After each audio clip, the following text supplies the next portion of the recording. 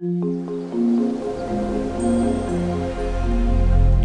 everyone, and welcome back to my channel. If you're new to my channel, my name is Janelle. I am going to be doing a debt update with you guys. I haven't done one in a while, and I felt like this was a great month to do one since I am doing somewhat well in paying off my debt. So I just wanted to go over some of what's been going on because I've been changing up how I want to do my debt a little bit. So I started my debt journey for real in December.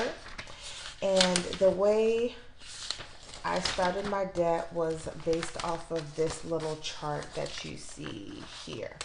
And the way I got this chart was I actually, oh, this is ripped. The way that I started out with this chart was that there was a website that I went to called Vertex 42, and on there they have different templates for budgeting, for paying off debt, doing business expenses and all different sorts of stuff. So I plugged in all of my information and then put how much money I wanted to put towards my debt, and then it gave me all of this. So currently, as a minimum, I'm putting $400 towards my debt, and I came up with this number based off just my base income and what I was able to afford comfortably. And then I came up with that number to go towards paying off debt. And if I have any extra money after paying off all of my bills and debt, then I would just add it to whatever debt I'm working on at that time. The one thing that I did not like about this system as I began to use it was that if I ever paid extra money, I wasn't able to visually see that here. I just know that, like, oh, okay, well, I at least made a 284 payment and that was it. And I am very much so a visual learner in some aspects, especially when it comes down to my money. So I've been thinking of ways to track my debt a little bit more. And guess what, you guys? I figured out a way that I think is going to work perfectly well for me. So let's get over to that so I can show you guys that. So actually, I think it's right here. So it actually looks like this. Isn't it so beautiful?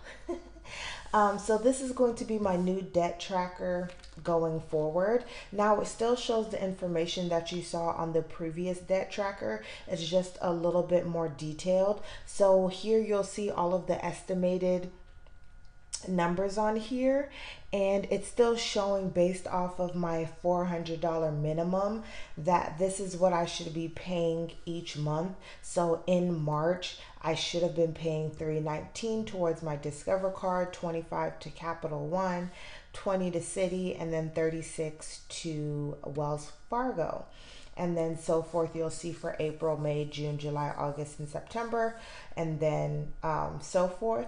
So here, let's just say that I paid more than the 319 for Discover. I can put that number here and then actually put what's remaining, so that in April I kind of have an idea, like, oh, well, I only need $50 to pay off this card. Let's see if I can rearrange things and so forth. So I like this so much better, and I actually have some numbers to fill out on here with you guys as well, just so that you guys can see it. Now I did want to go over some numbers, and I think that I'm just going to go ahead and write it down here with this red pen.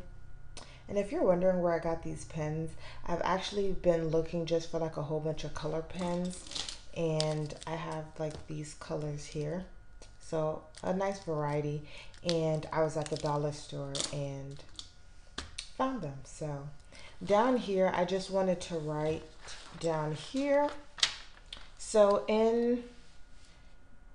let's see, okay.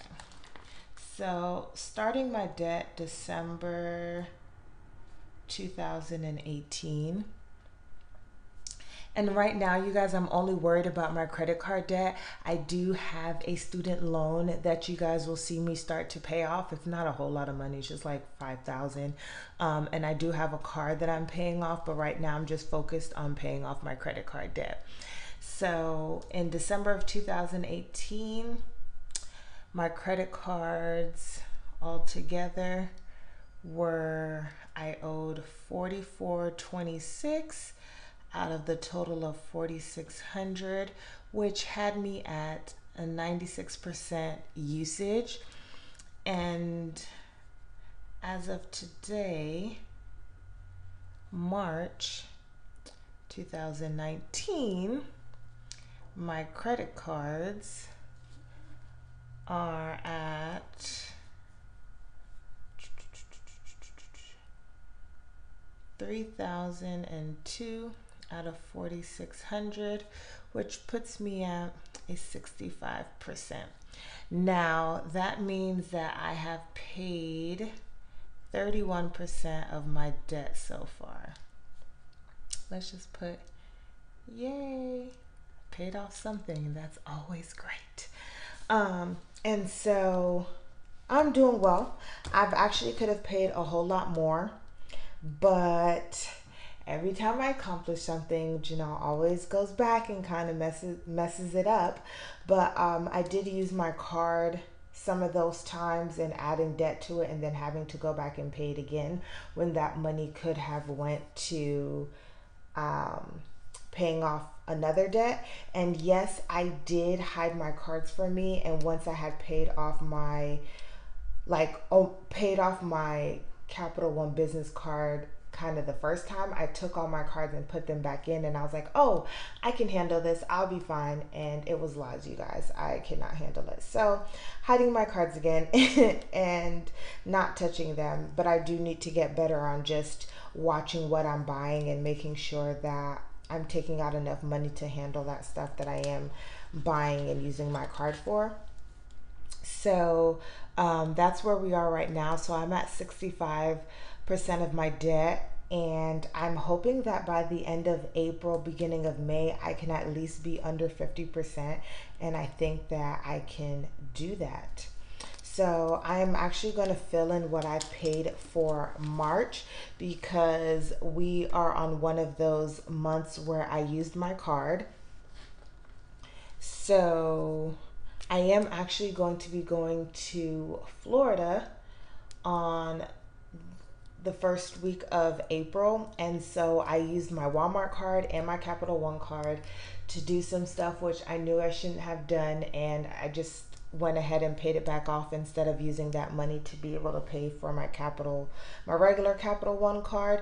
So $73 went towards paying off my my Walmart card, and then another $251 went to my Capital One business card.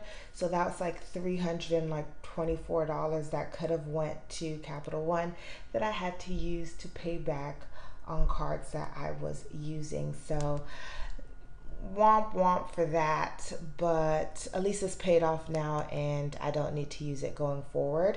But for my Discover card, my goal was to pay off the card, and I put $416 towards that card instead of $319, and I will actually at the end of this month just have $80 remaining on there. 80 remaining on there. And then these are going to be really weird because this is March. This is going to be previous information versus current information, if that makes sense, because of just when they're due and how they're getting paid. So I'm only going to be writing in what I actually paid in March, even if it's going or the account doesn't close until next month, if that makes sense. So for Capital One, I paid $25. For Citi, I paid $20, and for Wells Fargo, I actually ended up paying $39 because they actually put my minimum back to $36 again, and I just decided to just pay the extra $3.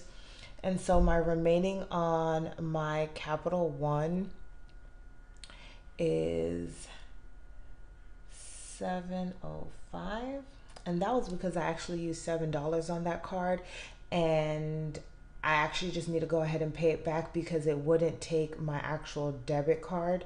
And so I had to use another card. And then my city card, I put 20 towards that, and I have a remaining of 724. And then my Wells Fargo card, I paid that, and I have a remaining of 1493 on here. So that is my debt remaining at the end of March. And then we're going to be going into April with having Discover paid off, and then start attacking my Capital One card. So very excited about this. And that is just my new debt tracker. As you can see, I made myself a little legend right here. So green means money that I debited onto the cards, purple is my estimated, and then red is just what is remaining on the current card. So thanks for watching, you guys, and I'll see you guys next time.